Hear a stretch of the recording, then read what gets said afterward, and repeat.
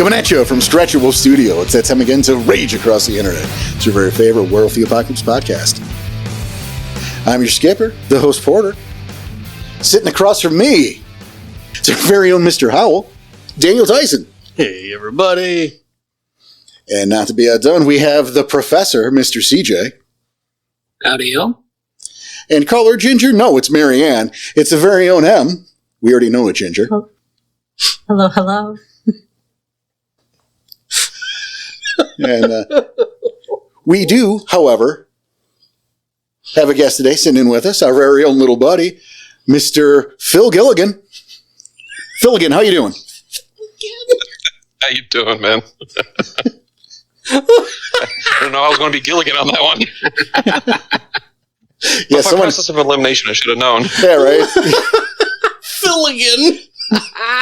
So many guys on that show. Yep. Welcome aboard, Phil. Thank you for having me. Philly Philligan. to Kilimanjaro to the filibuster to Philligan. He's a man of many names. But welcome to Rage Across the Internet. If this is your very first show, again, welcome. This is the show we talk about all aspects of Werewolf the Apocalypse, from the very beginner to, us old sons of bitches, from both the player and storyteller standpoints. If you are not new, you are tired of hearing me say that. I'm not. How we doing, everybody? Pretty well. Doing pretty good. Pretty well. I'm nervous and excited, and I don't know how to process these emotions. So far, so good, then. Hang in there, little buddy. If you were to get out the emotion wheel, where are you at on that? Oh, God. There we go. Here's the thing. Despite that being very prominent in a couple of episodes, I still have no idea what the hell that is. That's exactly what it sounds like. It's like a I will- but for emotions. Yes. I will DM it to you later. It goes everywhere from seal to seal's teeth. It doesn't, though. There's no ceiling on It's there. the cover. What do you mean there's no Ceiling. Oh, You can't boy. spell seal without sealing. Oh, this is going to be a fun one. Right. Oh, boy. Fun fact for the Timeverse, Uh-huh. this is Valentine's Day weekend. Right. So I'm loving this. It's all on theme.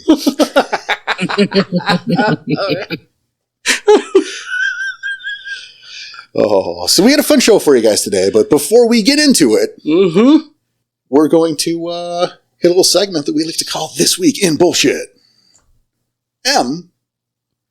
What's going on this week in bullshit?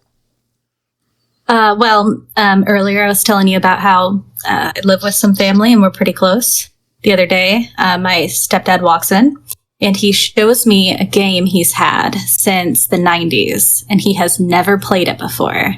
The thing has I think it was 6 or 8 CDs to download, and so he started putting it on the laptop. And it's the X-Files game. Oh my God. And so last night he got it installed and we were playing it. Despite it crashing several times, this thing is a gem. We're going to continue playing it. Sometimes it kept crashing, so we were saving pretty consistently. That's amazing. Get Daniel so It was excited so right now. cool. So it's very 90s. It was 3.6 gigs, which is for back then, that's ridiculous. Yes. You needed a separate computer. I hate to tell you, but back in the mid-90s, that was the size of the internet. Yes. Yeah. Huge game. And so this thing is just it has the actors in it from the show. And it's just them talking. And you're choosing options and it has shows a video of them talking. Oh, it's like an FMV game. Yeah. It's so cool. I was trying to think what kind of game is this? How is this? Is this fucking point and click? Yeah, it's kind of like a point and click. And so we're too stupid to figure it out. We're sitting here what do we do now? We're like Mulder, getting help lost me. in the office. We're getting lost in the office. Like, no, we've been in this room before. We need to put in an APB. Where is that? Where do we go to do an APB? I love this. You need to stream this at one point. We got to put this in once you start streaming. Well, it's on the laptop. I can't do it on that. That you thing can can do barely. anything if you believe in yourself. Number one. It's okay. It's find my a version of this to go on your computer. That's fair. But it's on my laptop that I bought in like 2014 that he's like reformatted, so it like the thing barely runs. No, that's all of that is fair. I just think, there are legends of M starting you streaming. I think you should stream. I have started recording some things to possibly put up in the future. See. Oh, you're recording now. You got to do some live. You got to do the live shit though, so you can interact with your audience. But I think the X-Files needs to. Everybody, chime in on this. Tell M that you need the 1990s X-Files game. I vaguely remember this game. That's why I'm so excited, because if it's what I'm thinking about, I never got to finish the game. It's the X-Files game, yeah. Well, there's been several. Yeah, I remember having one on like. It may have been a popular property. I don't know if you knew that. No, I've definitely done a lot of X-Files. I think 1996 was sponsored by David Duchovny. X-Files, that sounds so perverted. No, I remember. Get your head out of the gutter. Well, there is the Femori episode. Hey. The incest Femori family? Yeah. No, it's a really good episode. I was going to say, remembering that one too. Yeah. Where they wheeled her out from under the bed and she's still got quadriplegic. They put babies in me. Oh, Jesus. No, I remember, like I said, if it's what I'm thinking of, because I had several different X-Files games. I even had one on like PlayStation. Wasn't Scully your first crush? Maybe. Dude, I just made that up. Don't. I mean, it's possible. I just thought she looked like an owl. Okay. I think she was too grounded in reality for me. I liked her as a character, but I thought she looked like an owl. Yeah. Her eyes were always really wide and surprised. I don't know about the owl thing, but she was a good character. I mean, she kept her eyes very wide so she could hunt mice in the dark. Maybe. That's how that works. That's the one. That's the one. She had large eyes, is my point. That's all I'm saying. All right. Well, ladies were first. How about Phil as our guest? What do you got next? Oh, look at him being all polite. He just wants his for last, like I wasn't going to make it last anyway. Oh, I was going to make you last. Well, you can't because you're not the host. Fine. Phil, you got anything for us? Yeah. So, we play a lot of Marvel Rivals on the server, and yes, we do. It's very enjoyable. I love. Personally, I like the fact that I know I'm bad at shooter games, and yet I play Punisher a lot for some damn reason. I think that's so you can be better at it. Yeah, exactly. That's exactly what it is. I like to punish myself and be better at everything that I do. I've been browsing on some like gamer Reddits and TikTok and stuff like that, and I just love the idea that Overwatch 2 is trying so friggin' hard to remain relevant, if they ever were. I don't know. I never played it. And putting in a bunch of passives and like nuances to the game that they could have done from the get-go just to be like, hey, look, we're cool.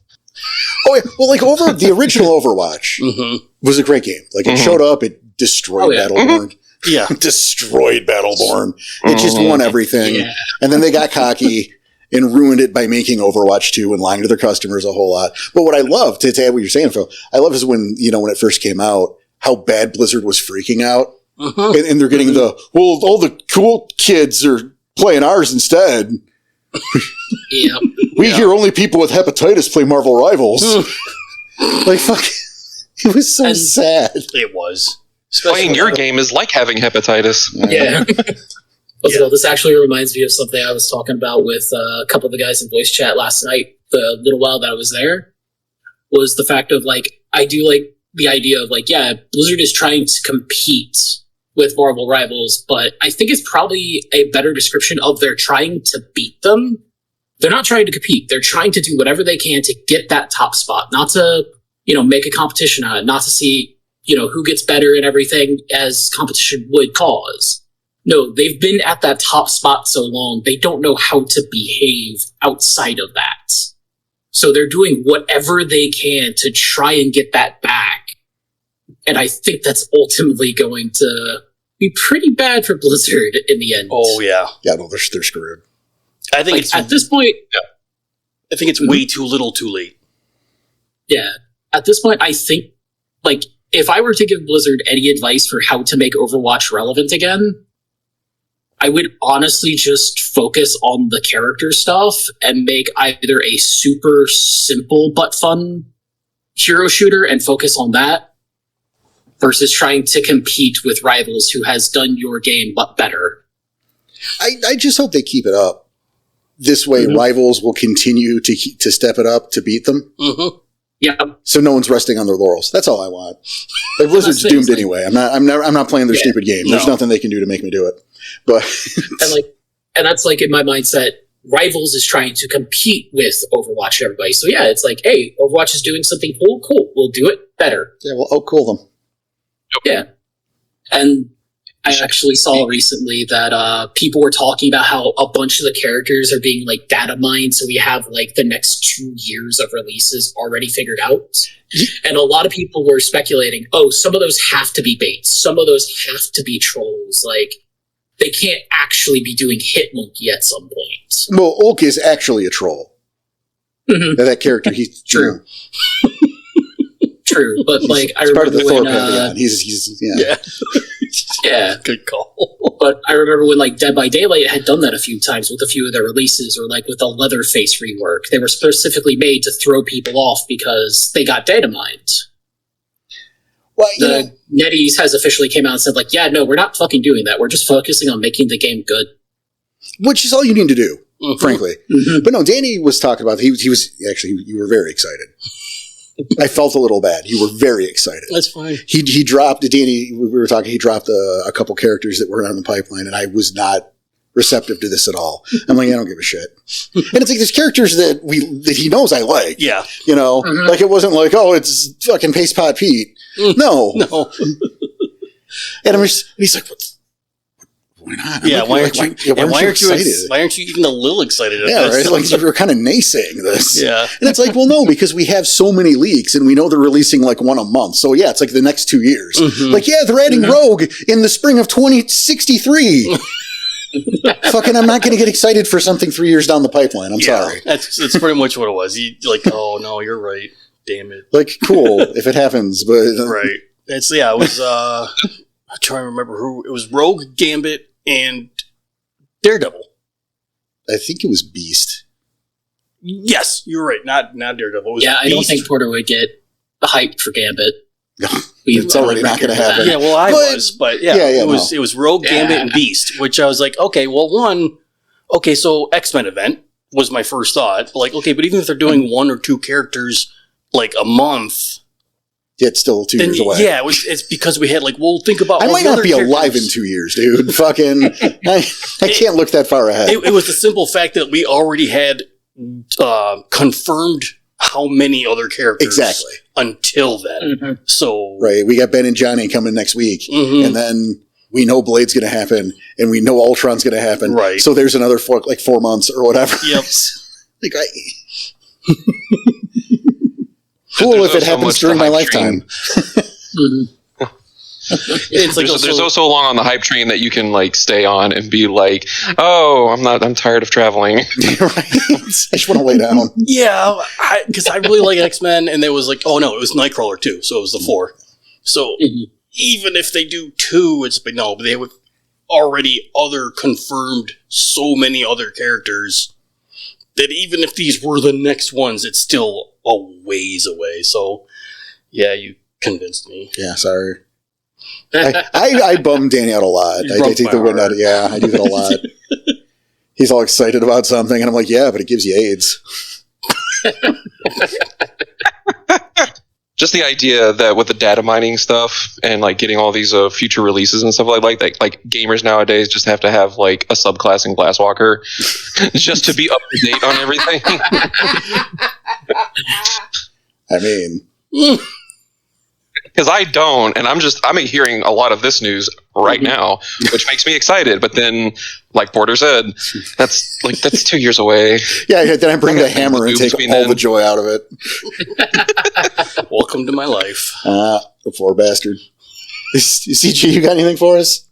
I do have a short little one of just like, this is...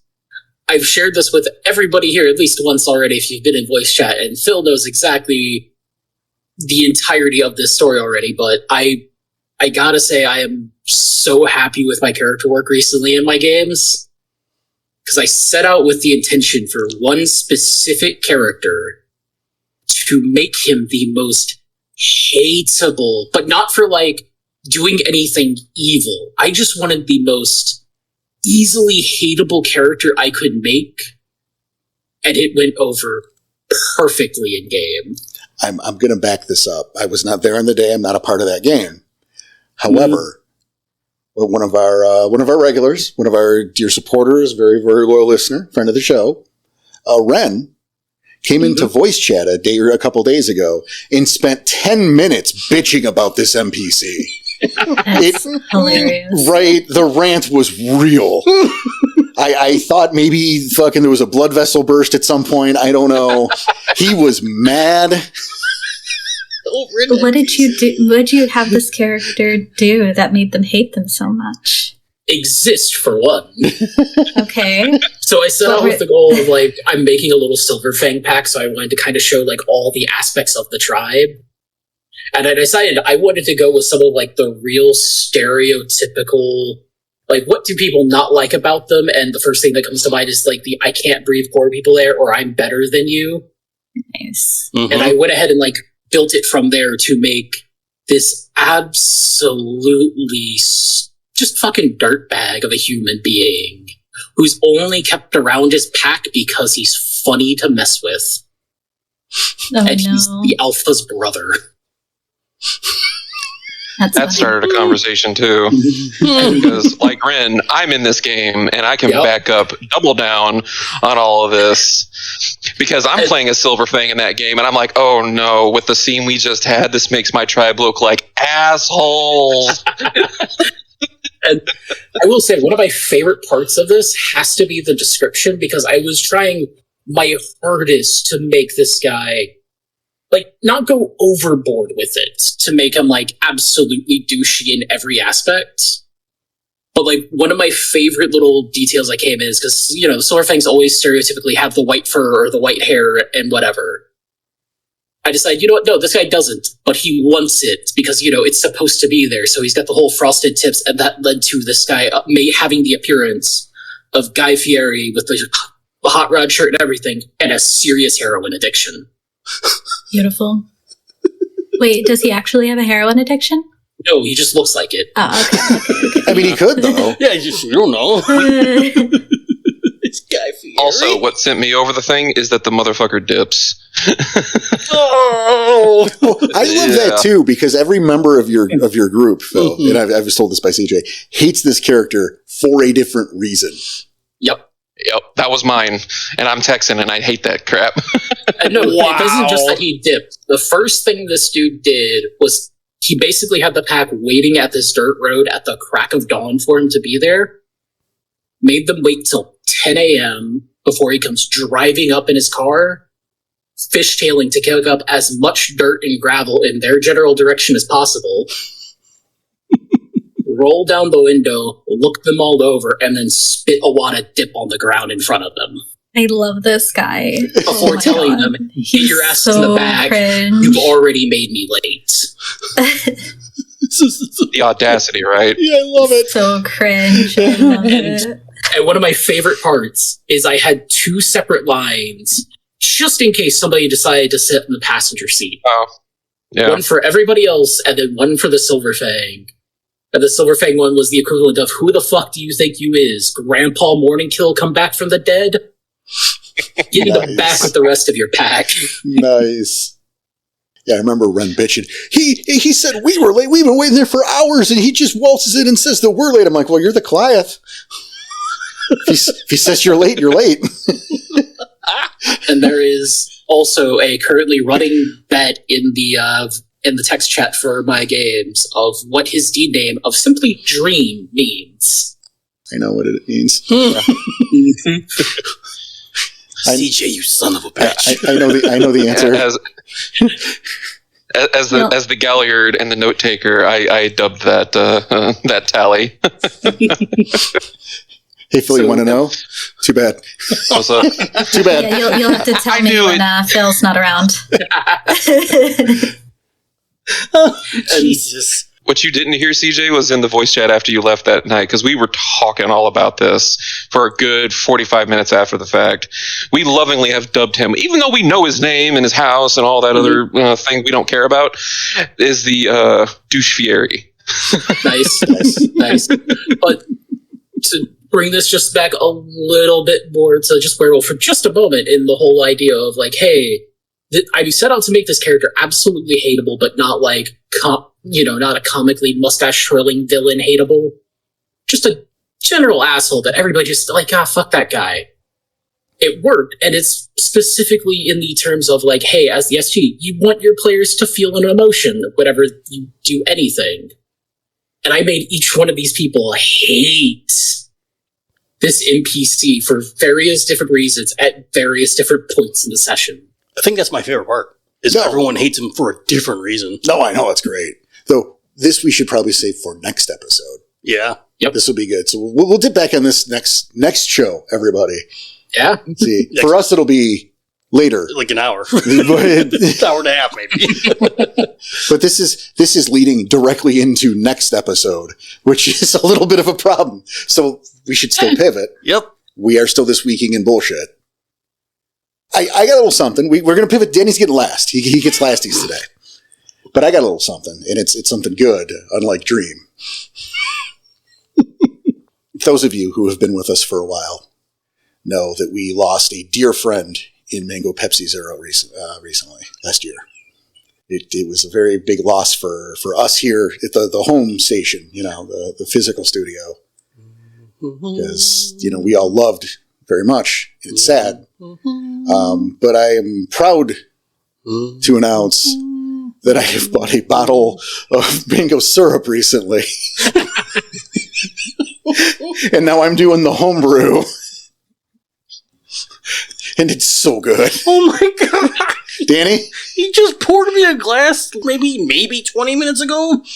This is better. This is better. So Mango Pepsi Zero lives on in our hearts and my kitchen. Cheers. Yep.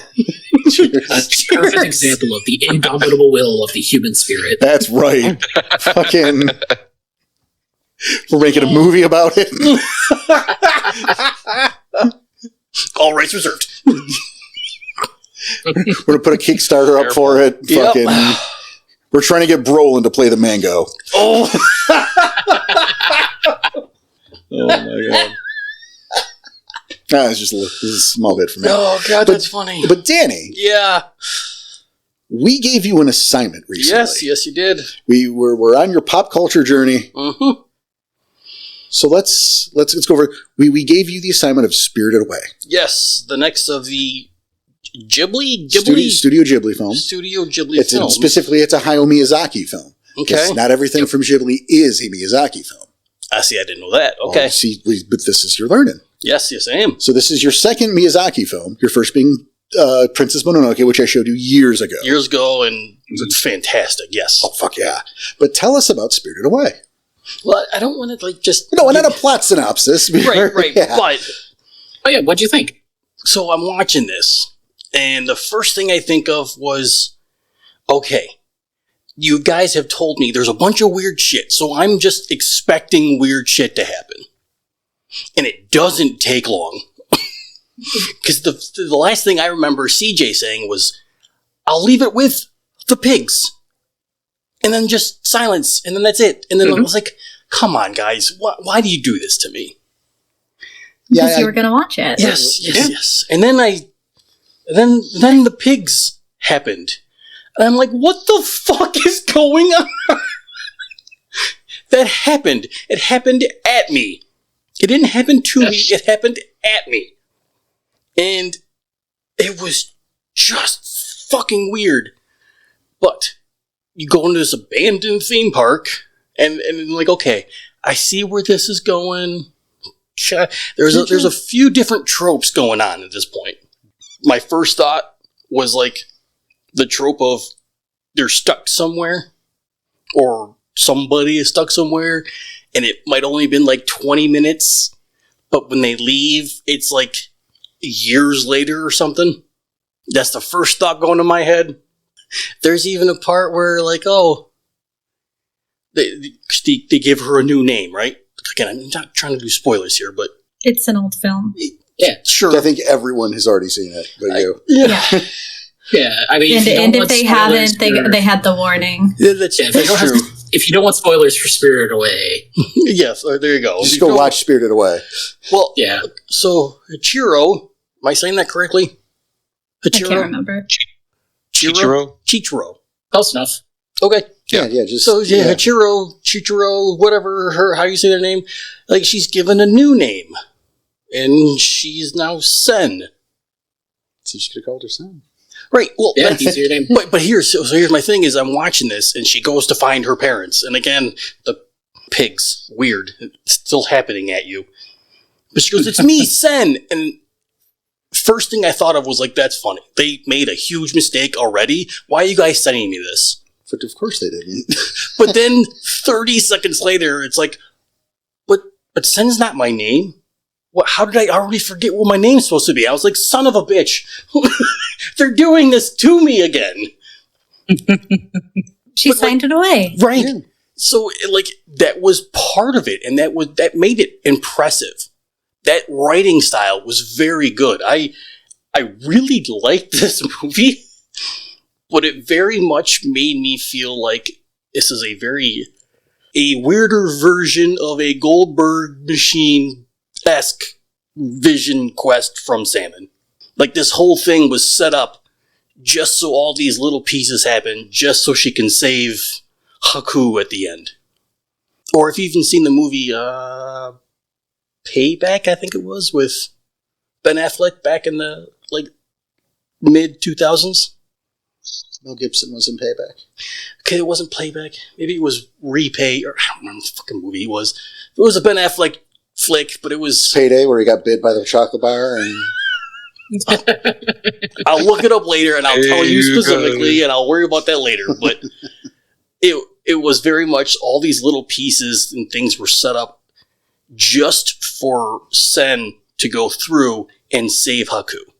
That's just what it reminded me of. Okay. But I have a small question. Yeah. Is a lot of this maybe some disassociation from like the culture shock? Is because in Japanese culture, this is very much reminiscent of very specific story arcs and story styles of mythology. And are you just not aware of that? And that's why you're so overwhelmed with where it goes story wise?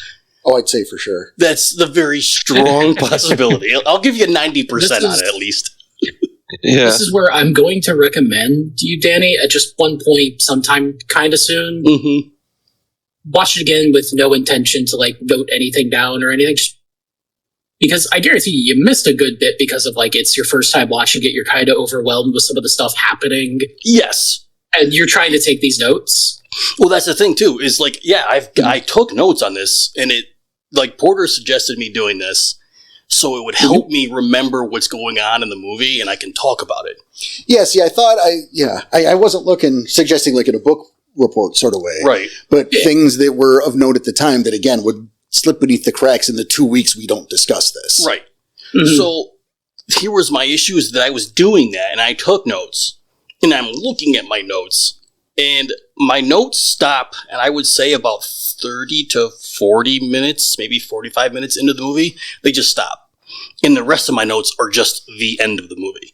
So I got emotionally invested in everything going on. And that's the kind of shit I'm interested in.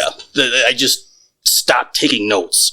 So talk about that. That's the shit I want to hear. I don't know about you guys. I mean, it's sure. what I did talk about pretty much. It's just, like I said, I'm looking at my notes. But Sen is given over to Lin. And Lin's helping now. And to convince Lin to help, here, you can have this roasted newt. what the fuck is roasted newt, and why is that so specifically that's what that person would want? That's what's going to convince her to be okay to now take on this little girl to help. Because nobody wanted to take her. Like, oh, it's another human. They smell bad. Well, I'll give you this roasted newt. Like, what's so significant about roasted newt that's going to convince him to say yes? You do it for a Mango Pepsi Zero. You're damn right. So what's so significant about a Mango Pepsi Zero? Yeah. I mean... But... I get what you're saying, but those are the kinds of thoughts that were in my head as this is going on. Okay. Yeah, that's like a delicacy. What'd you think of No Face? The weird shadow ghost with the mask. Oh, he's awesome. In case they didn't say the name. He was awesome. That was really cool to see. And then, like, he keeps getting more food, and as he's getting more food, he's getting angrier and more, like, dangerous. I'm like, oh, wait, but then he just threw up. So now he's throwing up, and he's not as dangerous. And now he's thrown everything up, and he's just a little mask now. But don't feed him. don't feed him again. He'll fuck everything up. For me, I think one of the better moments is the river spirit. Oh, okay. Mm-hmm. Yes. You know, when he first comes in all fucked up, and you know, I think that's, among other things, just superb inspirato for your spirit dealings. You know. Yeah. This was good. If you haven't seen this is I'll put this again on my recommendations for those trying to get into anime, I guess, because I know pretty much, especially with our audience, everyone already is, except me. What's the thing? Yeah, it's a good movie. Yeah, it's just a good film. It was. Sorry, I was going to say I recently am well, actually, it was a couple of years ago. I like some of these heartfelt movies like this. And so I was trying to introduce them to a friend of mine who isn't so into heartfelt movies. But after watching them, it was like, oh, this is great. Because of all the different themes that are within it. Well, there was a ton. Yeah. Ton of different themes, a ton of different tropes. And it's I can see, and especially now knowing that it's an older movie, I can see where many other films are getting, even storytellers, and I'll just say in general, are getting the inspiration and visions to do what they're doing. Oh, absolutely. What's it called? Ghibli and Miyazaki always fucking great for any kind of spirit dealing or just inspirato for spirits and stuff. Oh yeah. Also, I love the fact that Spirited Away, Howl's Moving Castle, Nazca. Every time you watch it, you notice something you didn't notice before. Oh, for sure. Yeah, I plan on watching it again. Only get better the more you watch them. And that's the best thing about that, Danny, is that you're going to watch it again. Mm-hmm. Personally, when I do things, because I watch things over and over again, y'all know this, that when you should have watched it without taking notes. That way you could have had that emotional journey and then take notes on the second watch. That way it would have been, you could have been analyzing without the emotional draw to it. Because that's what ends up happening with your notes is you stop taking notes. Yeah. Well, and maybe that's a thing. I mean, we literally just started this. This was your first assignment. Mm-hmm. So I just didn't want you to forget. Because I didn't want you to get home from recording that day where you were assigned it, watch the movie, and then 3 weeks later we record the episode where you discuss it and you don't remember any of it because it's been 3 fucking weeks since we talked about it. Yeah, I liked watching it. That was good. Yeah, that was my worry. And then that's all I had to say. On his... Yep. What is next on his recommendation? Next on my list, because I have a pen and paper with these notes to go and write down my next assignment, which won't be next episode, by the way, people, because I haven't watched it. Right. Time-over sucks. Time-over. It'll be a couple weeks. Maybe we don't tell you yet. Oh, okay. Because they're not, if we tell on the air, then they're going to have to wait a month. Right, that's fair. So we'll assign them next episode. Yeah, and then they're going to ask, at any point in time they can. Yeah, it's nice. Well, we'll assign it next episode. Okay. Which will, for us, be another hour from now. Yeah. Yeah, for y'all be at least 2 weeks. Yeah, I think that works. That works. Okay. All right. So that does it for This Week in Bullshit, and then a little bit of Werewolf in there also. Yeah. I think we ran a little over today. It's not bad. So, it's time for us to get to the actual show. Yeah, get to the actual show. To the subject at hand. And today, it's kind of a 101, but it's not a 101. It's 101 adjacent. It's like a back to basics. You're a basic. Yeah, I mean, I know. Thanks. And speaking of backers, if you like the show, you too can become a backer.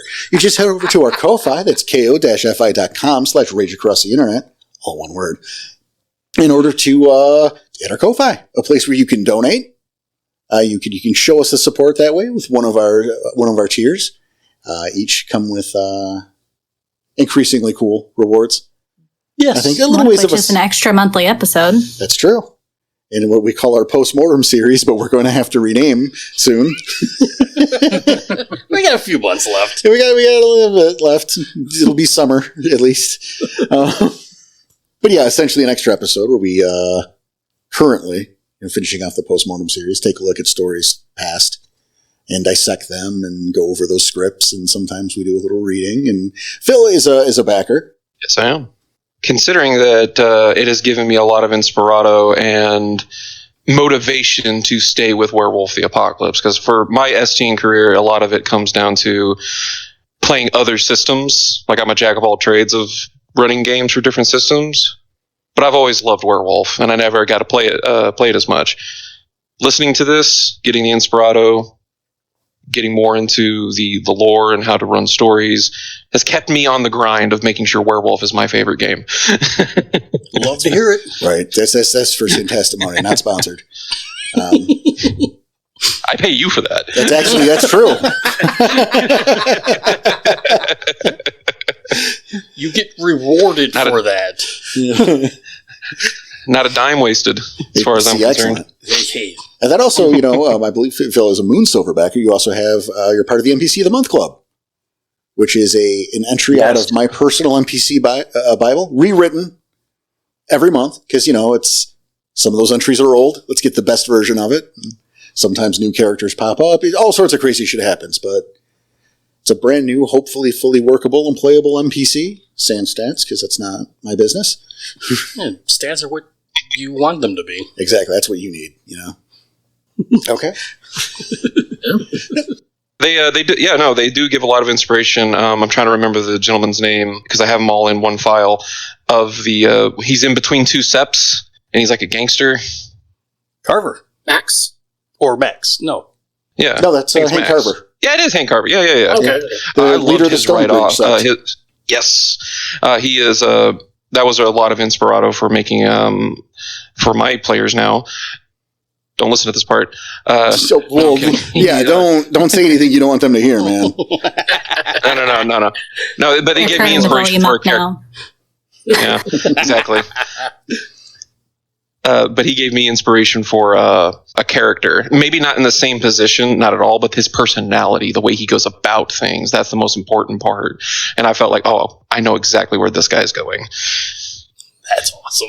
Yeah, that's the beauty part. And that's the thing. That's the idea of it, is you can take that character wholesale and put him into your game. Mm-hmm. Or you can use him as inspiration for that. I mean, it's why you're doing it. Bon appetit. Yeah, I also recently took one of the characters and put it into my game recently, too. The players loved it. Oh, that's it. Which character did you take, Em? One of the teeny bopper vampires. Oh! with the tuxedo top and a cape. Yeah. Perfect. Oh, that's funny. Perfect. That's awesome. But see, there we go. That like I said, that came directly from one of the postmortems, two of the postmortems, frankly. And yep. Because I recycled that story. Or that part anyway. I know. And then the other from the NPC. So look, there's value. But if you're if you're not in a position and you donate financially, like we could definitely use it, and we hope we've earned it in your eyes, but we understand because times are tight. It's your money. I mean, we respect that. But there are other ways you could help as well. Positive comments, thumbs up, likes, subscribes, especially our friends over listening on YouTube. Definitely hit that subscribe, give that thumbs up. Whatever you got to do. Positive reviews. Yeah, word of mouth. Anything like that helps. Yeah, those are free things and very simple and easy things to do, and they're all very much appreciated. Yes, and helpful. Yes, very helpful, because that's what we want. We want to be the hub. We want to get in more people's ear holes and spread the joy and love for this game that we love so much. Out to the rest of the world. Let's keep it alive, because there's a lot of forces out there trying the other way. They want to keep it down. We're keeping this game alive, damn it. Hell yeah. Now, moving on. Interestingly, that's related to our topic. And you may ask yourself, why is Phil here?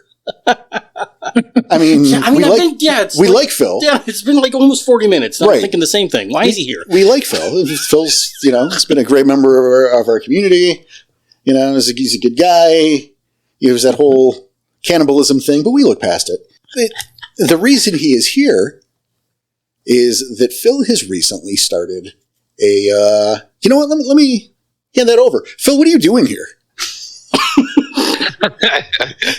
I have, for the past 2 years, have been part of doing something with the Boy Scouts of America, where I run D&D games for them on the monthly, going from February to August as our time frame because they do other things. But during that time, I've been running a campaign, and this is the start of the 3rd year of doing so.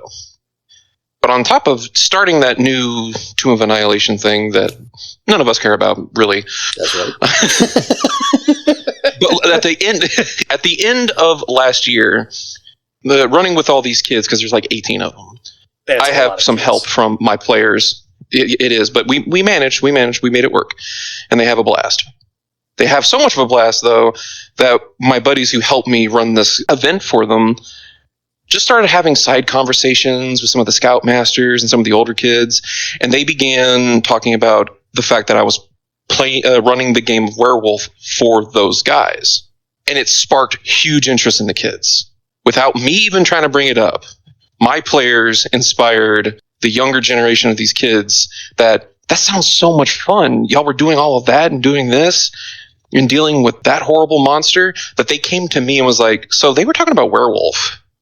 How can we play that? Can we change games? And I was like, I don't know if I want to finish this campaign out so y'all have a solid story, because I don't want to just drop the story that's happening. However, Porter. but this year, I have a second segment to that event, where now I have a group of 4 kids plus a scoutmaster that are participating in a werewolf game. And we just did the first session this last week, actually. Yeah. How old are the Boy Scouts? The ones that are playing are the older ones, and they're from 14 to 15. Oh, cool. Yeah, and the perfect starter age. Yeah, right? Yeah. Perfect. That's actually lovely. When we did character creation, because ultimately the first session was literally sitting them down, and I had some poker cards with me, and I just randomly assigned their auspices, because as I was explaining to them in the moment, you don't get to choose what you're born under. This is how we're going to make this fun. Nice. They got randomly assigned. Yeah, they got well, I discussed this with Porter a while back about how I was going to randomly assign it, so they are like learning in the moment. Mm-hmm. And so I did that with them. They haven't gone through their rite of passage yet, because again, I want them to experience this game, not dive into the books and immediately know everything they want, because they did that exact thing with D&D. It was immediately, we have all these books that you can read right here, right now, in the moment. Pause here, Phil. Good. Because this is exactly it. This is why we got you here, right? Because you've brought this new audience into Werewolf the Apocalypse, and this is our show. We also have M, who recently started a game with some friends of hers. We've got CJ, who is just running 100,000 things. This man. But so this is the show is so we can discuss how to get these new players in. You're doing it right now. You're bringing the new generation of werewolf players in, and that's important. And so let's take a moment to discuss the strategies and the thought process and all this stuff. We're going to get back to your stuff, Phil. I just want to make sure that fucking M and CJ get in on this too. I understand. No. Because the 3 of you is leading this one. Mm-hmm. You guys are the ones starting up games. So I think maybe we start there, actually, is how you bring up the way you brought them in terms of the lore, how you made the decision to assign an auspice, and you said you were letting them, or keeping the knowledge sparse, so they're learning alongside their characters. That's correct? Yes. They are of the age of Garu, and that's where I got the inspiration to do so, was to, you know what? These individuals who wanted to play Werewolf are also the heavy role players of the other campaign. And so that's what really got them interested in, is the heavier role play aspect. Being a werewolf was just the icing and the cherry all at once on the cake for them. They thought that was a really cool idea. They wanted to experience more of the role play and not the mechanics of like dealing with the classes and all, and the powers and the spells and the action economy of D&D. So they already had some TTRPG player chutzpah, if you will, that they want to go into this craft. You know what I mean? And to be honest, I didn't have to do a lot of work to be like, hey, this is a cool system. Come over to this side. Come to the world of darkness and enjoy. Well, then, in that case, let's look at him and CJ for a second. Do you guys have to do any arm twisting? Phil's just like, oh, it all did itself. I'm just that good. Fucking, I don't know why we're making a show about how awesome I am, but okay. Thanks for having me on and let me explain how awesome cool I am. Yeah, fucking. No, but obviously I want to make sure we get a different look from a different angle. So, CJ, alphabetical order. CJ first. With me, I also aim to get a lot of new players in, but most of the time it's either people who are already playing RPGs, similar to like Phil with them starting off in D&D and everything.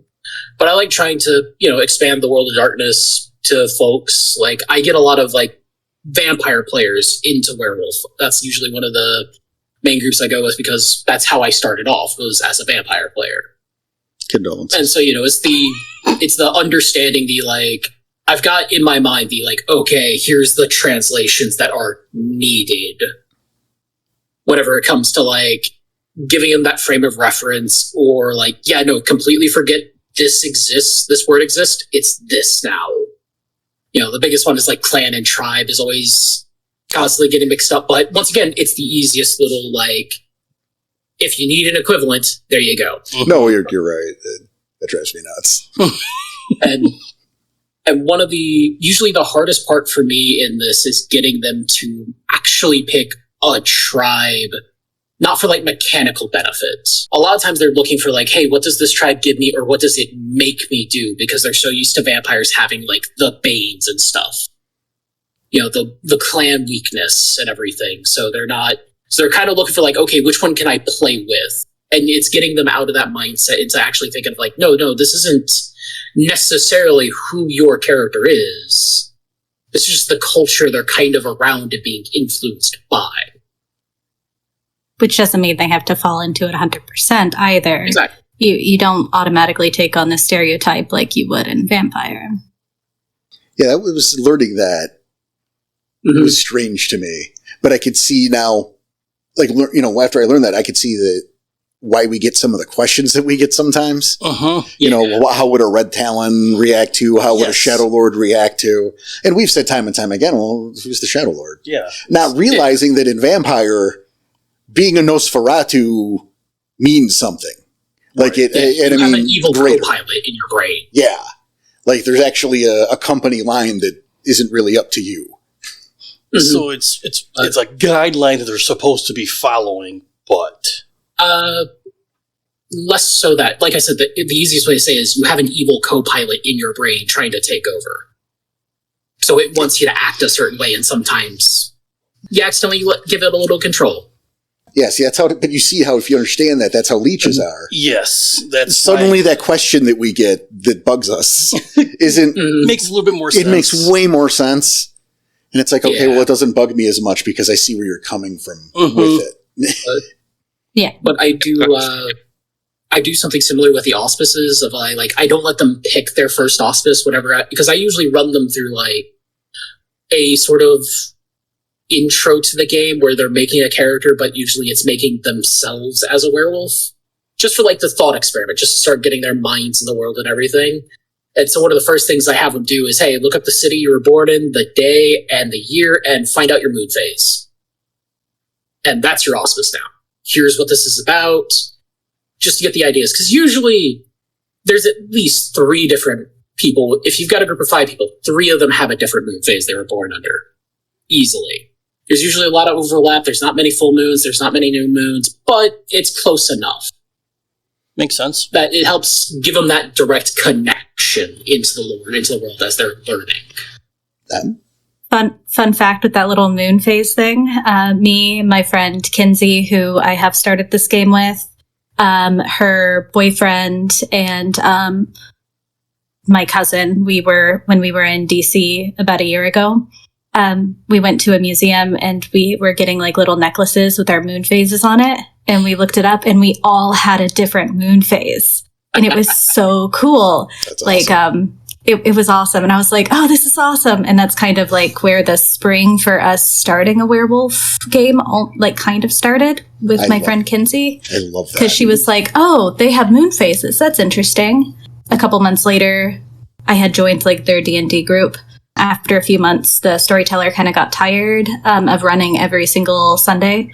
And so we started this thing where we were going to trade off who was telling what story. And so we started a vampire game. We started another game that they created themselves. And then I was like, how would I run a werewolf game? And they were like, yeah, that sounds awesome. And so that's how I started running the werewolf game. Just kind of trading off every couple of weeks who's storytelling. I love hearing those. That's so much fun. It's fantastic. And again, so like in that group, there's a couple like readers who like love to read the book. So I sent them where they could get the book at. And then there's a couple of people who, like my friend Kinsey, who doesn't really have the attention span to read, and they actually get it better whenever I tell them. So I just pulled my book out in front of them and like was showing them the pictures and telling them about each of the tribes and each of the auspices. And they were like, oh, I like that one. Oh, I like that one. I'll choose that one. I also hear there's a podcast that could be helpful for that. Whoa. I have also sent them links to the different 101s and like anything that goes along with their tribe or auspice. I sent them links for those. You're like, I'm part of the show, so if you want to support your friend, friends support other friends. I actually have said it pretty similar to that, actually. A friend who's running the game you're playing in. Yeah. Do you want to see what it's like? How fucked up you get. We also have we play a game if you want to listen to us play. Yeah, Phil. I do. I'm just saying, you could tell all these kids, hey, there's a podcast. You guys know what podcasts are, right? Oh, I already have one when it was first pitched. Okay, I was going to say, depending on how many he's telling, this might not be the best idea given the age range. You know what? High schoolers, maybe, but not the younger ones. Yeah. I want everyone to listen. Yes. In fact, Uh-huh. and here's a sudden thing that's probably nobody's business, but our good friend Drake, his wife just had a baby. Yes, he didn't have the baby. He can't do that. Oh, but he helped make it. Yeah, he helped make it. It's his kid. Is the problem? She didn't go off on her own to have a baby. Congratulations, Drake. But Drake is a father again. Congratulations, Drake. And so, really, you should put RAI on in the crib with the baby. So, because number one, if the baby has stimulation, no, this is true. It's less likely to. It's less fussy because it's used to hearing background noise. No, I get that. Yeah, but so that's good. So you don't have a baby that a pin drops and they start screaming because they're used to a little noise. But also, start them early. Werewolf's a great game. Baby Drake. I hope you're listening. His first words are going to be,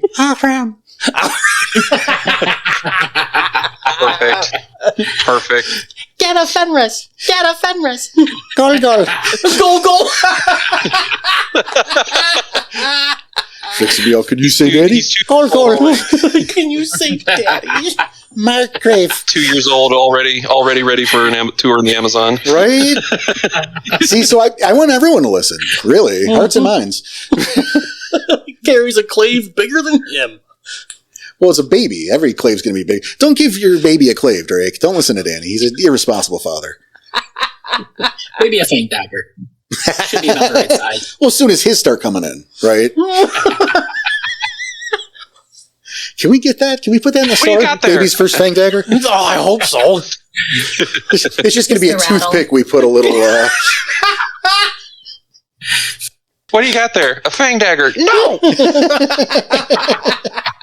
Bad baby.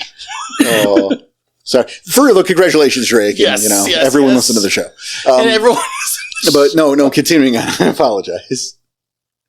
But yes, but continuing on, I love the fact because again we have the 3 different storytellers and the 3 different ways of how bringing, like, 3 different genres, almost, of player, in how each one is differently coming into the fold. You know, Phil, with your, like, the little kids. I don't want to call them little kids. Yeah, they're not little kids. Yeah, they're just kids, fine. Yeah, I mean, they're teenagers, they're kids, whatever. Yeah. So the teenagers coming into the game just like a brand new Garu or even a Cub would. I think that's huge. That's awesome. And for those 2 kids to be excited for it, that's a big deal. And then CJ, how many fucking games you run, dude? I can't tell you. I mean, obviously you could, but I'm thinking to myself, how many of these games were you running that it was all because you wanted to run a brand new group? Like they were all brand new players. Less wanting, like with all the other games that I run, it's a lot of, oh, this game is really, really neat. I want to give this a shot. But whenever it's Werewolf, it's the let's get new people into this, because once again, it's fun getting to watch people experience this shit for the first time. That's absolutely true. That's like, so awesome. One of my favorite moments is when somebody gets to like get a really badass kill in their first combat, and just getting to see them light up at that. It's the first time they like rip a dude apart or use one as a weapon against another guy. That's so cool. Get someone in the rib cage so hard that your fingers are stuck in the rib cage. They have body parts stuck on their hands. No. And then you bringing new Werewolf players who are already currently players to other systems. Yeah. Now, how does that They're feel? very big. Well, they're very big, like TTRPG fans. Like 2 of them like create their own games together, like little mini games that we played some, and they're like really interesting and cool. Mm-hmm. Like one of them they named, I think, Space Prison, and it's just incredibly hilarious and a lot of fun. So like they're really into role play. So like as we started playing that Werewolf game, they immediately hopped into character, and it was really nice to see, and it was like it was a lot of fun. They immediately like took to their characters. If they had a question, I told them I was giving them all common sense. So if they had a question about what something meant that I said, they could just ask and I would explain it to them. If their characters would know at this age. Now, I want to expand on that for a second, because I think that's a really good idea. So I'm looking to our and I'm using the term new storytellers, even if that doesn't necessarily apply. You guys just suck it. You're being labeled with that right now. So I'm asking you guys about other tricks that, much like M's there, because that's a really good idea. And any other tricks or ideas that we can hand down to the other various people out there who are looking to start storytelling, because that's what we're talking about. Yes. Get new people in and new storytellers. And again, you guys aren't really, but close enough. Just shut up. Yeah, run with it. Yeah, just run with it. You know, so any other ideas or tips or tricks or, you know, some of your philosophies behind how you're doing what you're doing. I mean, that's the bread and butter here. I mean, you guys are in charge today. You guys are the fucking stars. I'm just some schlub next to Danny. Yeah. For example, I had a kinfolk drive them into town for their rite of passage, just because the kinfolk needed to run an errand, and I thought it would be nice for them to have a conversation with the kinfolk and kind of get some hints on what's going on in town. And one of them didn't quite understand what a kinfolk was, and so they were like, "What's that mean?" And so I explained it, and they were like, "Oh, that makes a lot of sense." And then it just kind of went from there. Like one of them goes, "Would we know anything about vampires?" And I'm like, "Just what you would know as a person is exactly." So they start coming up with all these like different like Dracula conspiracies and all of that nonsense. And it was a lot of fun. It was really entertaining. And then they encountered they played like a couple of them have played vampire before, so they knew all those conspiracies weren't true. So it was nice for them to like lean into the actual conspirizing for that. And then they met the actual vampires and absolutely demolished them. Oh my gosh. It was a disgusting fight, and as well as it should have been. Them. Well as it should have been. I got a couple bites in there, but yeah, I think I did a total of like 6 damage to all of them overall before they completely demolished them. Most of which was ag because the teeth, but Well, You know? They'll get over it real fast. Yeah, with me, whenever it comes to like running games for new people, especially to get them like invested as soon as possible, I have them go through, make their characters, make them up until their first change usually, walk them through every step of the process, asking all these leading questions to try and get the character as fleshed out as possible. And I never have them right after their first change, because I always like running the first change scenarios. But specifically, so far, every one of my new player games has start off with something equivalent to them being black bagged. Just so there is that immediate, like, okay, here's your character, you know them, you know what you're capable of, in theory. Your first session, you're immediately in some kind of peril, or there's some reason why you can't be doing all the super badass things you've been thinking about your character doing. How the fuck are you getting out? For instance, Phil's game here, with Phil and everybody, their characters started off in cages with IVs in their arms in the middle of a hive. Yikes. That's scary. That's a rough scenario. And their first interaction with any Garu is getting hit by a flashbang. Firefly flashbang. Yeah. As a group of Garu from one of the local seps came in to save some cubs. It's not the players, but it's enough that, like, hey, immediately, here's some investment. How's your character getting out of this? And at the same time, depending on how you react to being saved, you've now already formed character dynamics with all of these different Garu. For instance, Ren was the fighter. He was doing everything he could to, like, not go easily to whoever grabbed him, including biting, kicking, scratching, to where eventually he was ushered out of the hive by being kicked in the ass to keep moving. Sounds like Ren. That a boy, Ren. I think there was that one point where it's like, okay, he's going too slow, so they picked him up over their shoulder and made sure he popped his head on one of the walls. Nice. Oh yeah, no, that did happen. Yeah. My group, knowing like how adept they are at role playing, instead of starting with their first change, before we started the first session, I kind of ran them through what their first change was like. So they kind of got the gravity of the situation. And so I like told them each like a little like bit of a story of like what happened during their first change, who they might have killed, who they might have injured, and why they can't go back to their old lives. And so they kind of got the gravity of the situation there. One of them was like upset that she would never be able to see her parents again. The other one wanted her mother to be a Garu, so she now understands why her mom was gone so long and so much, and why she was like kind of angry when she was at home, all of those things. And so it was kind of like an interesting way to introduce that as well, to kind of move along the process. That's awesome. For me, it turned into a realizing that these 14, 15-year-olds are complete psychopaths in their own right. Because Hi, David and Tyler. Wouldn't that be crazy if that was really their names? They revel in it. I have no idea who these people are. No, not one of them. Anyway, yeah. When I first ran the game for the D&D, I was trying to make it kid-friendly, very kid-friendly. Oh, you don't understand kids. And then oh yeah, no. Well, I was trying to cover my bases with being with the Boy Scouts of America, younger kids, aging anywhere, because the youngest one's 10. Yeah. Yeah, when I was 10, my favorite movie was Goodfellas. So,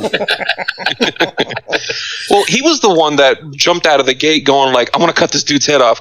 Okay, then. Well, yep, you're in the right place, kid. Yep. Well, he's not playing in the werewolf game because he's not as role play savvy. He's just enjoying swinging his daggers. But the point of what I'm trying to get at is that they were loving the combat and the fact that they were going into scenarios where I had to be like, I looked at the Scoutmaster and he was like, "No, it's fine." Because I gave him a look of like, can I keep going? And then we just built on that. And they've been loving it. And then when they found out that they could be these 8-foot-tall rage monsters, that really helped it into it. Mm-hmm. But also at the same time, they are enjoying the fact that the way I started them in their game was I made it personal on the home front. I put a setting that they're familiar with. I started at the high school. A travesty happened at the high school, and they had their first change, and they're all recovering from it in the fields, only to be found by someone who's like trusting and then immediately betraying them, so they're even more invested. So I'm doing the both crazy scenario and the emotional investment all at once. And the way they get betrayed is also not by being backstabbed, someone else did, but being tricked into having a lot of xylazine in their food, which is a horse tranquilizer. We're going to skip over why you chose that specifically. At one point, I did some vet tech work. Was this, did anyone else know you were doing this, or did they find out later? Players, because my players on the server, because this is the exact same scenario I'm running them through. I just changed the setting. That's fun when you can reuse a setting. Yeah. You know what? I'm a proponent for that. I mean, hell, I look to those of you more invested, and I mentioned the Sweet Summer Rain. Uh-huh. Mm-hmm. That is a location that has been used and reworked a lot. It's great to do that, especially with the NPCs, right? Because it's like old friends coming back and maybe tweaking them. And it's only mildly off topic. Shut up. Oh no! Well, no. It can also be that's hard what I'm coming looking up with a new scenario every single time as a storyteller too. Like it can something be. worked, it worked. Right. Well, Willow's Pass. That's a brand new thing. Once upon a time, the Summer Rain was a new thing. But those locations can be home eventually, which it's really helpful for storytellers, and then ideally, hopefully, for players. Because, and again, looking at the three of you and in your new groups, you know full well how players can attach themselves to NPCs. Oh yeah, Yeah. And building those bonds between NPC and player, or character rather, and then how that affects the player too. Big time. Because hey, I'm sure we could each tell stories. We're not gonna about the movie or book character or whatever that we got so attached to that something happened to, and you're still talking about if you're so inclined. We're not gonna. We're gonna keep the boat though. We're gonna stay on track. The boat track. Shut up. Farewell, Ned Stark. I will say one bit of advice I could definitely give for storytellers trying to get new people into the game. One of my biggest tips, and this is something I do for any time I'm running for new players, is I keep it simple. I keep the number of NPCs they're dealing with pretty small. I keep the overall setup very simple. I mean, there's a reason why, like, my home set that I've been running a lot of my stuff in, Campfire Hook, is literally Garu Boot Camp. This is where they're training a bunch of, like, brand new cubs all the time, so it helps lend to that. And, like, with their rescue in the first session, the first, like, 2 or 3 sessions is spent with one other pack. And it's what I call the older/middle brother. The guys that you can look up to of like, hey, this is what you could do here in like a few more years of experience / they're still young enough to be on your level. And yeah, the first 2 sessions are just interacting with them and doing your rite of passage. Not a bad idea. So they've got their NPCs, their mentors, sort of like Les Magnifiques, who are, these are people they can start interacting with, start building those connections. Maybe have some of those connections change based off the first impression to now. Like, for instance, one of my characters that I've talked about before, LT, the dude who went through his first change when he was like 10 and now is like 12 and the leader of a pack. Most of the pack hated him originally. I wonder why. But that's just because they were all, pre-even Cliath, and he didn't know if they were going to survive the week. So he's like, I'm not going to care about these kids. I'm not even going to learn their name. Yeah, like that. That's but once they became Cliath, it was, he started acting a little bit more like, yeah, no, you're comrades, you're friends. Yeah, you've Started helping survived. out. Yeah, you survived this long. I can invest in you now. You're officially in the nation. You're a Client. Before you were just Nothing. taking up space. Yeah. Taking up space. And it's one of those things of like, I understand the want to do something really fucking big, really fucking impressive and get these people invested. But sometimes if you keep it simple, smaller scale, and kind of like the first enemies I threw at this pack here with Phil in him was 3 gorehounds. Just in the middle of the woods that they got the drop on. Gee, I wonder where you got that idea for gorehounds. I mean, it's in the book. I didn't fucking create them. But yeah. But, you know, 3 gorehounds that I tweaked their stats a little bit. So one of them was a major threat, but went down pretty easy if you actually hit him or prioritize them. Was that Dorian Reigns? No, it's Chainsaw Girl. Okay. A chick dressed up like the Legion from Dead by Daylight. You playing Flower Girl with a bucket full of guts with a chainsaw hidden just behind a stump. I love that. Actually, that's a great visual. I just want to bust your balls. See, fair. Those of you who haven't listened, Ryan Danes is the name of a gorehound that I may see. Dude, did you have a werewolf mask? I want to put a hat on that. But, you know, they can be potentially threatening to people who don't know what they're doing, or who have to be like, we got to maintain the veil because there's humans right over here, or we don't know who's around. But, you know, this is the middle of the woods, in the middle of the night, in the middle of National Park. Probably nobody going to be around for a while, so you can let loose. There's a couple little traps here and there, but overall it's a go to Krynos, have fun, get creative. And these guys were fucking invested and talking about this for a while after. I can imagine. And that's exactly There's a lot of side stuff. Yeah. Mm-hmm. There's a lot of side stuff that you added to it to give you reference to, because one of the big questions we had was, whose guts are in the bucket? Yep. You know? Gus. It's close. Gus's guts. Keeping it simple is a big lesson that I've actually learned from CJ directly.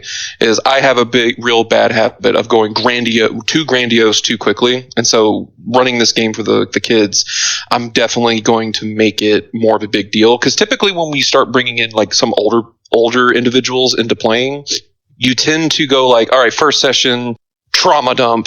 Second session, maybe a rite of passage, or if you're moving along that quickly. For this one, I don't plan on putting the kids through the rite of passage until about 3 or 4 sessions later, which is about 4 months later from their start. Well, here's the reason why. I want to build up to it and make the rite of passage feel like a big deal.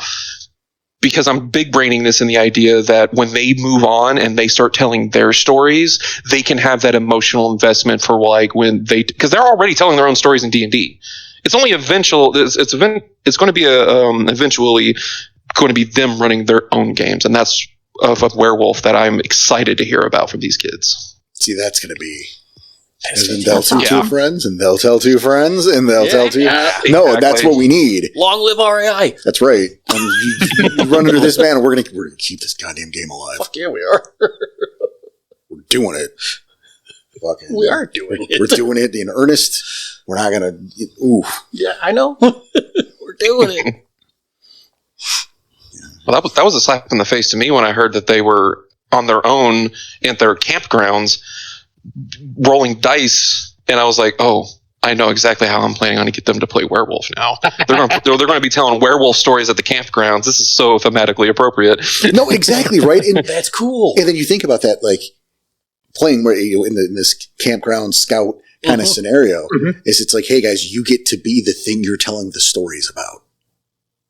The thing in the dark that you're trying to scare all the other campers with, you get to play that thing. How cool is that? Right? You're the scary shit in the darkness. Or you get to play the thing that hunts that thing. Right, that too. Like both. Like you're the monster in the dark, man. And there's other shit too. They're afraid of you. And then what happens when a monster is scared of another monster? Exactly. And that's what you could tell them when they start telling their own stories. You know, for me, I always loved, because I always liking werewolves, but learning about the culture of the Garu Nation. This wasn't a wolfman. This isn't, I got a little hairy and my shirt's ripped. Look out, Lon Chaney. No, this is This is a Garu. Drinking a pina colada. Drinking a pina colada. His hair was perfect. It was. Oh! God damn, I love that song.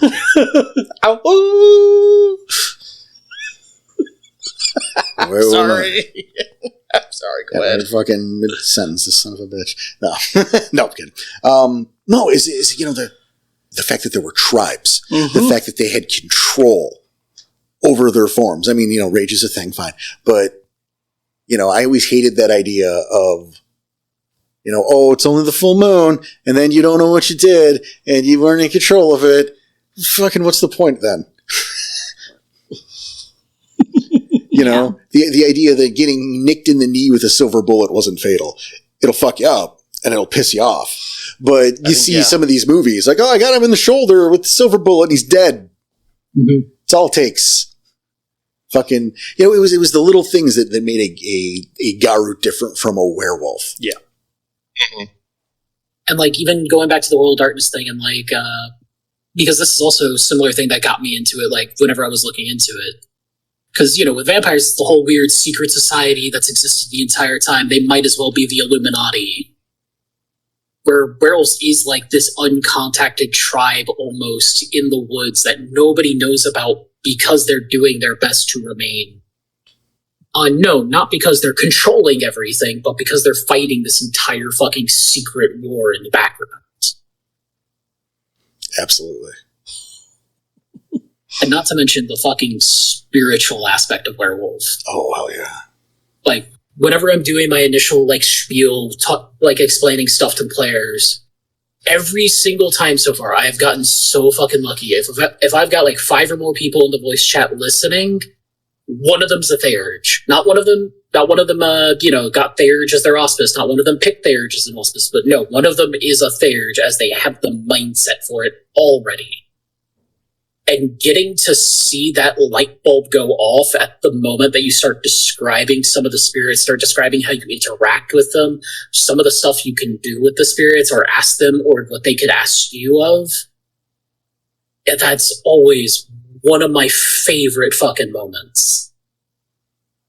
It's just getting to see that little light turn on as they start putting pieces together themselves. And I don't even have to give them the books. I don't even have to give them Axis Mundi or Book of the Auspice because they've already got that baseline. I give it to them anyway because it's hey, here's more stuff that I know you're going to dig.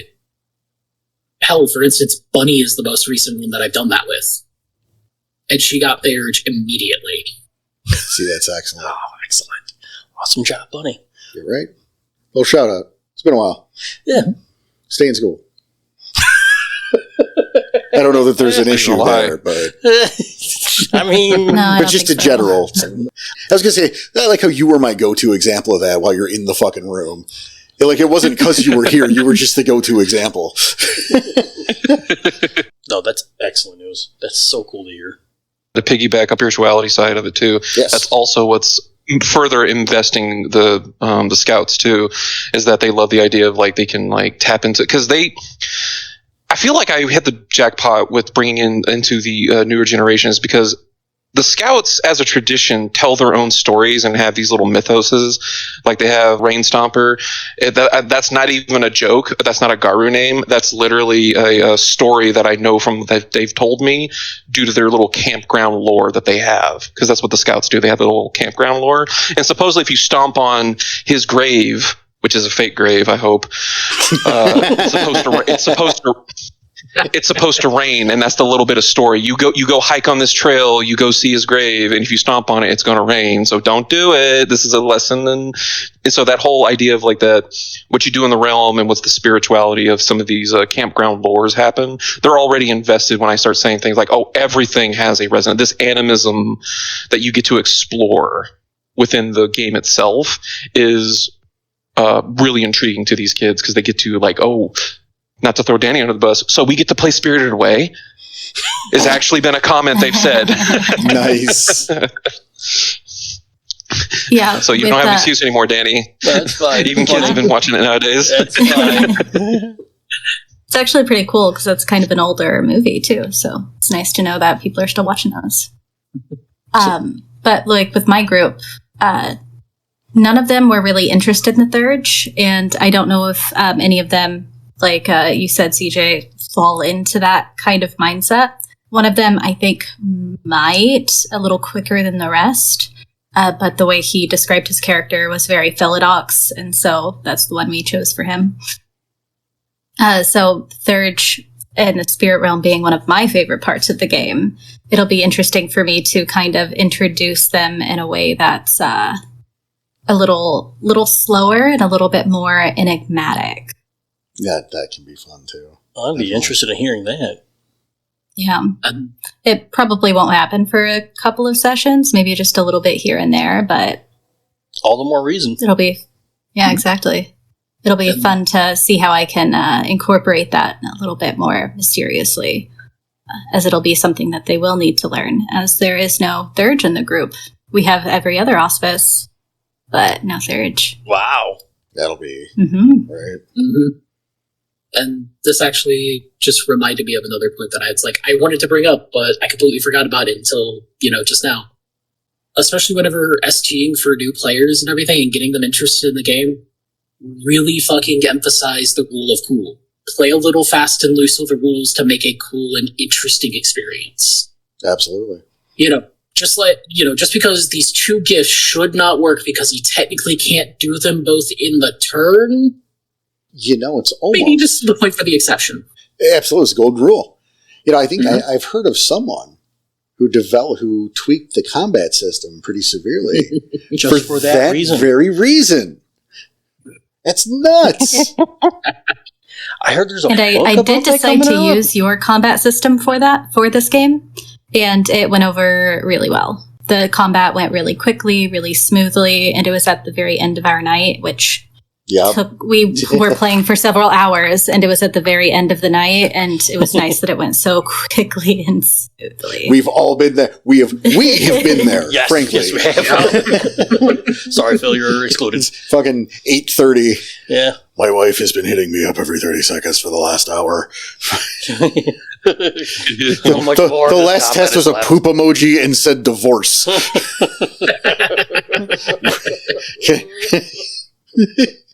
A minute ago, though, CJ, you mentioned something about gifts. Mm-hmm.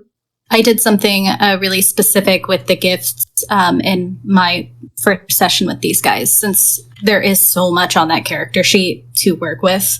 You've got your backgrounds, you've got your gifts, you've got your talents, you've got your skills. There's like a ton on there. I specifically set up one scenario for each individual where I could go, I think you have a gift that might be helpful for this. One of you guys have a gift that might be helpful in this scenario.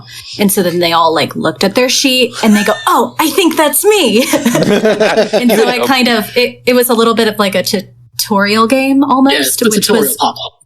Yeah, it was a tutorial pop-up, which they really appreciated, because then they were like, that's how I utilize this. Okay. You had so I plan on doing that the next time as well, finding I think picking out at least two of the four, and being like, I think one of you guys have a gift that might work in this scenario, a different one than last time, and slowly give them scenarios that they could use those gifts in so they can do it more organically in the future. You had a situation like that for each character? Yeah. That's so awesome. Yes. Good on you. I think you did it the perfect way there of just saying hey, I think somebody might have a gift for this situation. Not, hey, do you want to try using this? Mm-hmm. Once again, it's the tutorial pop-up of, the tutorial pop-up, press X to interact with the door versus go through the door and talk to somebody. Yeah. One of those is a lot more condescending than the other. No, I really like that. Go ahead. That actually inspires me, on the next session for what I want to do with the kids. Is the next session, because the first session all they did was fight a little Fomora that I did, and I was guiding them through. Hey, you are in Krynos. This is where you look for your stats and roll these dice. I was very much hand to mouth, guiding them on how to play the game. But the next session, I really want to do that now. Teach them how to use their gifts, because it was too fast paced in getting them in the moment that they didn't really get to explore that side. So first session was, hey, this is how the combat's going to go. Buckle up, kiddos. And the next one's going to be like, hey, this is how you can use those gifts. This is how you can enhance your experience of just on top of being this killing machine that you are. So I believe the ones I used were Truth of Gaia, City Running, and then Apes Craft Blessing. I made a scenario for each one of those, and they each used them. Yeah, that's awesome. And it helped them. And this will not apply to what I'm going to say at all, just because of the choice of gifts. But since we're talking about gifts, don't be afraid, as storytellers, as new storytellers getting out there, to give extra flourishes to some of those gifts, some visual representation, just for fun, just to make things, again, we go back to the rule of cool, and make it look cool. Like how with Battle Mandala is one of my favorite examples, where I add the area of effect of the Battle Mandala. The tribal glyph of the Thurge using it appears in the ground in light. Or Sense Worm will have a physical reaction based on the intensity of worm energies in the area. You'll get dizzy or your headache. Nosebleed. Yeah. I was about to say nosebleed. Thank you, Danny. Mother's Touch, a little glow of light, from the hand, like a little ET action. That stands for extraterrestrial. It's a whole movie. You should see it. I like how you do those visual effects, though. I mean, because you're very good at explaining them, and that helps me visualize it in my head. Right, and nowhere in any book do you see those things appear. It doesn't appear. It doesn't. I just think it looks, in my head, I'm seeing it, and it looks cool that way. And I want it to be cool. Yeah. The same way as I want you guys to feel powerful, and I want combat to be fast, so I tweak the combat system that way. Because you should feel powerful. You should, it's not fun to do badly. It's not, it's more fun to hear, your head starts throbbing and you hold on, you start to cover your eyes. You can't help it instinctively. You can feel blood rushing down your nose at the sheer essence of the power of the worm in the area, rather than, oh yeah, there's some worm stuff around. There's some worm stuff. Oh yes, good roll. Yeah, it helps pull them into the story a little bit more. Yes. I will say one thing I do with my new players, especially since, my first 2 sessions are usually pre-rite of passage, if not during the rite of passage. One thing I do is, whenever I have them come in with their character sheets completely filled out and everything, but one of the first things that I mention, like just before even dropping them into the black bag situation, is I just go ahead and point out the section that is, backgrounds and gifts. And I just make a note to them of like, hey, this is turned off for right now, but this is promises. Just so they can have a simpler combat for their first few interactions for the rite of passage. So they're not having to think, oh, can I use my ancestors here? Should I use Master of Fire here? Or I could really use Mother's Touch to save this guy, but this is getting fucking dicey. So it's a little bit more of like that brutal combat, a little bit more savage, a little bit more by the skin of their teeth. But at the same time, sometimes I'm getting into this and they've just made the character sheet. They haven't done any extra reading. And there's about a week or 2 between the games. After they do their rite of passage, most of them have either started listening to some of the show, read through some of the books. After that rite of passage, I say, hey, 2 weeks have passed. That's all unlocked. And you have access to the knowledge that you have learned out of character. That can be dangerous. But there's largely I agree. But there's the one guy. There's always one who has like embraced it like I did in the beginning, right? Like in those 2 weeks, he read the core book, he read the player's guide, he read those are good things. Okay, that's fine. He read his tribe book. Oh, excellent. He read the Book of the Worm and the Chronicle, the Black Labyrinth, and Umbra 2, and now you're in trouble. And yep. But it saves from a lot of the, like, I walk them through all the beginning steps of those first 2 sessions. Like, even some of the players who've played at least a little bit, who already know the World of Darkness, they're getting the fresh World of Darkness spiel sort of thing. Like, yeah, all the monsters exist, blah, blah, blah, blah, blah. Which I understand for some players that can get a little boring. But that's where once, session 2 or 3 starts, okay, the basics already. I'm not going to talk down to you anymore. Let's get to the purely werewolf. Which, yeah, perfectly fair. I like that. But so, yeah, that's, it's so great, to get these new players in. And, handling character knowledge like that, or player knowledge versus character knowledge can be can be tricky. Yep, and to explain to the newer characters what you are supposed to know and not supposed to know yet. I think that's part of the appeal of the blind approach. And again, I've always maintained it creates a greater bond with your first character. Oh, yeah. Because you're learning it together. Agreed. You're developing together. You're getting your footing in the world of darkness and the world of werewolf together.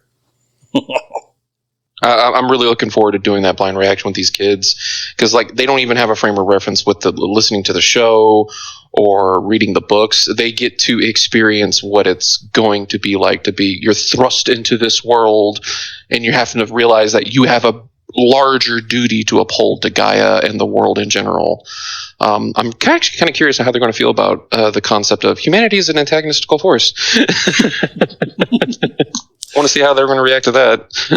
I got to say, I just had a flash as you said that, and I'm sure you're not, but I mean, you could if you want. It's up to you, the storyteller.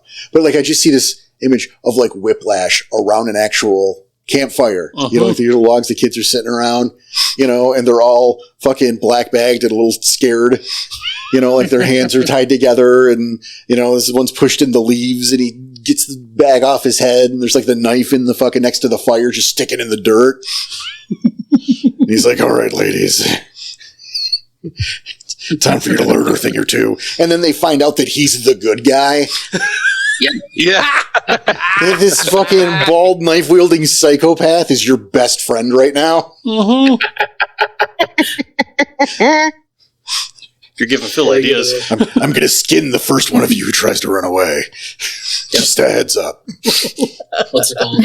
Similar experience. The chick who set you on fire day one is the one who's looking after you guys after you lost a picnic, making sure nobody fucks with you.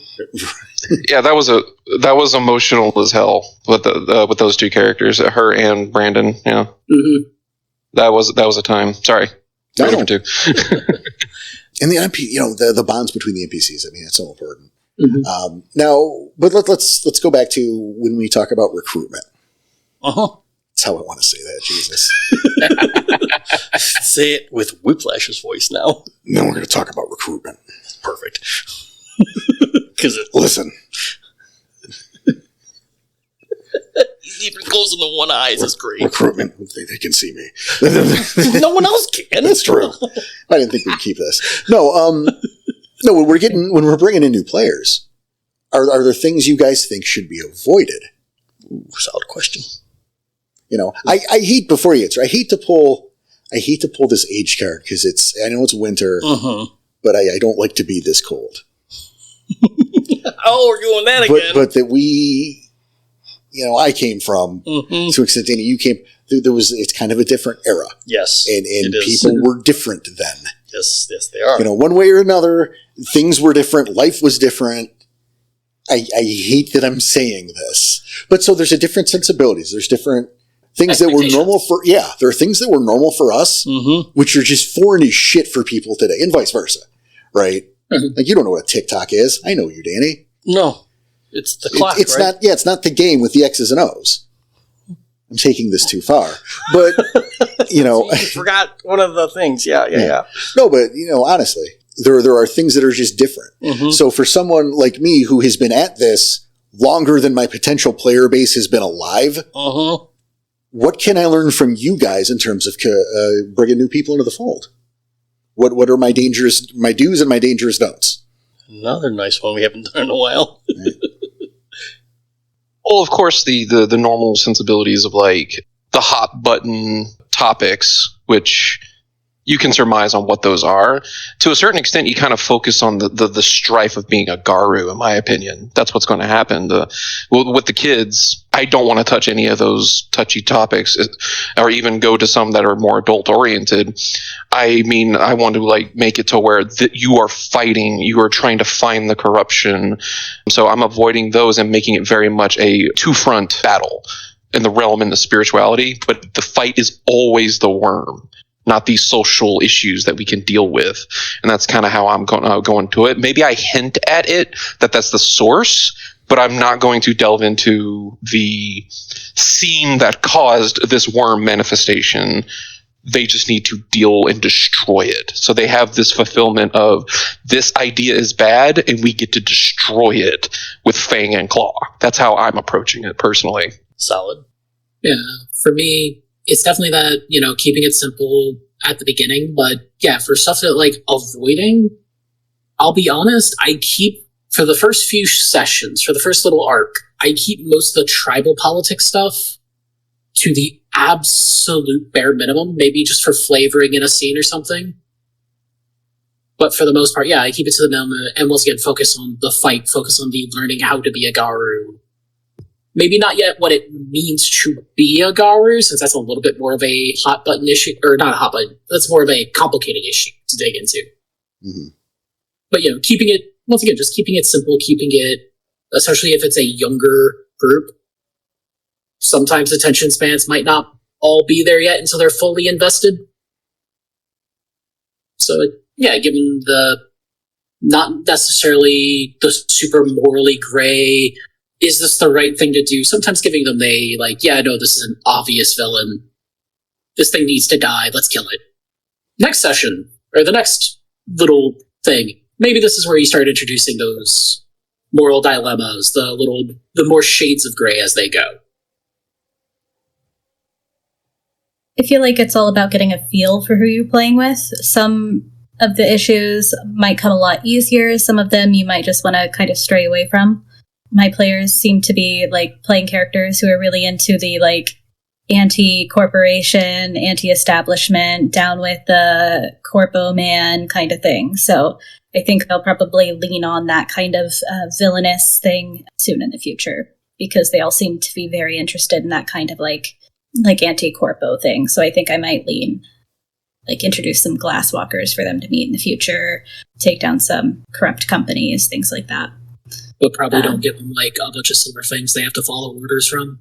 Yeah, pretty much. Yeah. So I'll probably steer away from the Silver Fang thing, as none of them seem to be interested in that kind of topic. But I'll probably give them some of the other kind of tribal dilemmas or tribal politics geared towards what they seem to be interested in right now. Solid premise. I mean, I know I've always been a proponent for leaving the real world to the real world. Uh-huh. Yeah. And us just enjoying a fun fantasy game. Yes. And yeah. So that's, it's nice to hear that hasn't changed that much. I mean, I wouldn't change it anyway, but it's, it's nice to hear you don't have to put on a whole different and kind of...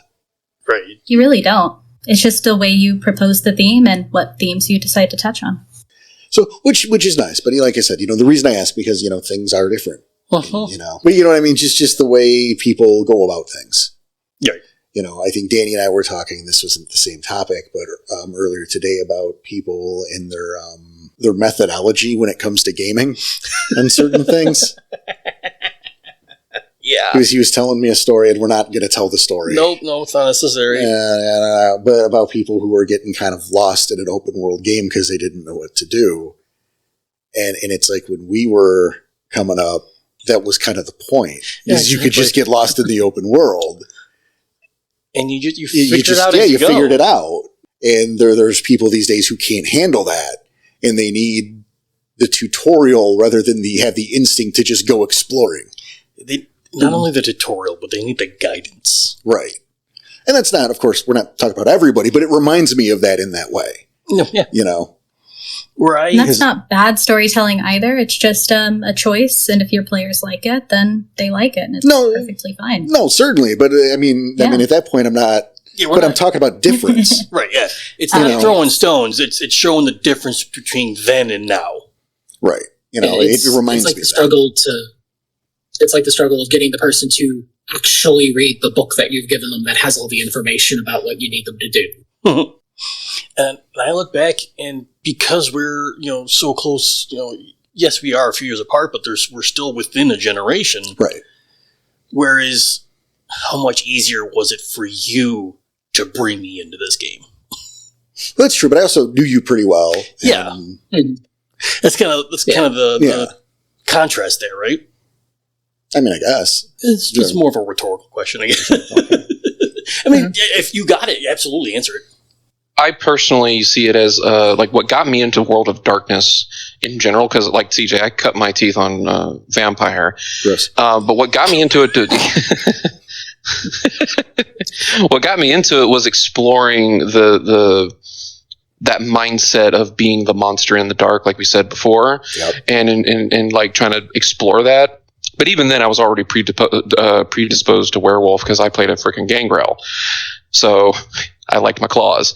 But then, in that same vein, within like 8 sessions, a buddy of mine said, "Oh yeah, there's another one called Werewolf. They have a splat for almost anything like that." And I was just like, "Excuse-moi, please elaborate." And then he.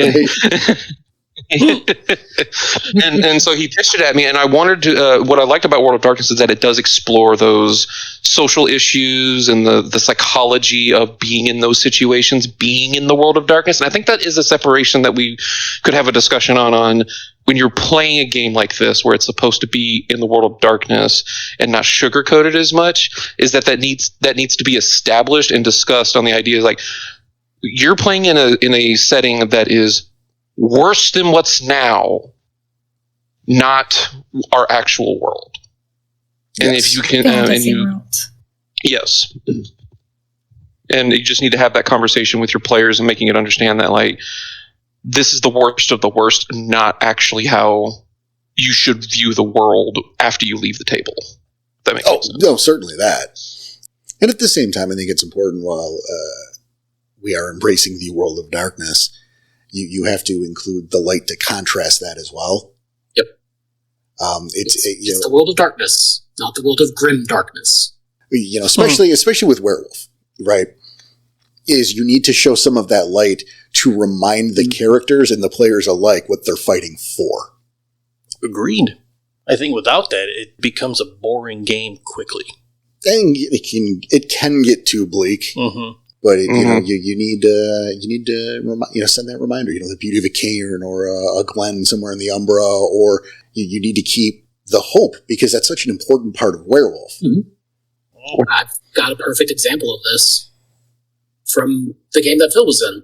Started them off with their rite of passage. They got to do a lot of the spirit stuff. They did this big battle. They're starting to learn a lot of the things of the World of Darkness. Their first mission: hey, go talk to this kinfolk in a fire watchtower. He'll tell you if you need to go investigate something. And this kinfolk is the equivalent of my Roy. He's just a good dude. And the first thing he did whenever these cubs showed up is like, oh, hey, let me get the propane grill out. And made them a couple burgers and pulled out a nice chest with a couple beers and Cokes in it. Oh my God. What a sweet guy. Yeah. And the whole idea is like, he knows. He knows because he's seen these kids all the fucking time since this is their first job usually. Come talk to me. I'll tell you if you need to go check something out in the park. Right. Which, by the way, in a certain light, is also really sad. Mm-hmm. It's really depressing. Well, I mean, and I'm going to go to Roy because I wrote Roy, and so I know the character, right? But, Roy's the guy. He brings, the kids a Happy Meal or breakfast from McDonald's or coffee or something because he knows they're on bond detail. But why does he do that? He does that because he knows that their childhood is over. Yeah. That 14-year-old is never again going to get the minor momentary joys that regular children have. That this Happy Meal is the best thing that's going to happen to this kid all month. And maybe he'll die tomorrow. And Roy knows that. It's a little glimpse of hope to, like... No, it's brightening the kid's day. Yeah. And Roy's such a great guy, but there's the other lens you look through that, right? And it's like, but also that's super depressing because he's done this for how many kids before you? Yep. And most of them are dead. Probably, yes. Yeah. This character, his name is just John. He's a non-vet who was a kid who wanted to grow up too fast. That's the reason why he's helping them out, is he has an idea kind of like, I've been to war. I know what this shit is. This sucks. Let me help you out just a little bit. But he's also earned the nickname St. John from all these kids. Love it. That's cute. I like it. Yeah. Yeah, you just gave me a really cool scene, Porter, of the idea that Happy Meal toy is that little bit of, through the grueling training that they've done, they hold on to it and it's their little charm on their belt, like badass guy who still has the teddy bear on his hip because it reminded me of his kid. It reminded him of his kid or something like that. Or fucking Joel from Last of Us who keeps the broken watch. Right. Or, exactly. Or like a Teddy Talltale you've had since you were 5. That's it. We're done. It actually probably is about that. Yeah, it's about that time. So Phil, nice of you to join us today. Happy to be here. This was a lot of fun. It was. We'll have to have you back. Maybe in A week or 2 weeks. 10 minutes. Or 10 minutes. Yeah, if you want to stick around, we'll do another one. This whirlwind of the Time-Overs. Right. Welcome to it. I know. It was great having you, and obviously good luck with the game. I mean, this, of course, goes for CJ&M, but I talk to all of you on the regular. I mean, keep us posted, but we already know that'll happen. Right? Like, it's already going to happen, so. But yeah, that will be our time for the day. So, again, thank you, Phil, for joining us, and, guys, as usual, I couldn't do this without you, or I wouldn't want to. You both. Happy to be here. And for all you listening out there, obviously we can't. There'd be no point in doing this without you guys. So thank you so much for listening and staying with us and, having our backs. It's super important. Yes, it is. Remember that we are all in this together. So take care of your fellow gamer. There's plenty to divide us these days, but how about we stop and remember what we have in common and remember that we're all folk. That should be enough. But for the meantime, take care. We will see you next week for a Let's Play. You're going to like that one. Chapter 4 is going to get nuts. And we'll all be back here the week after. So take care, and we'll see you.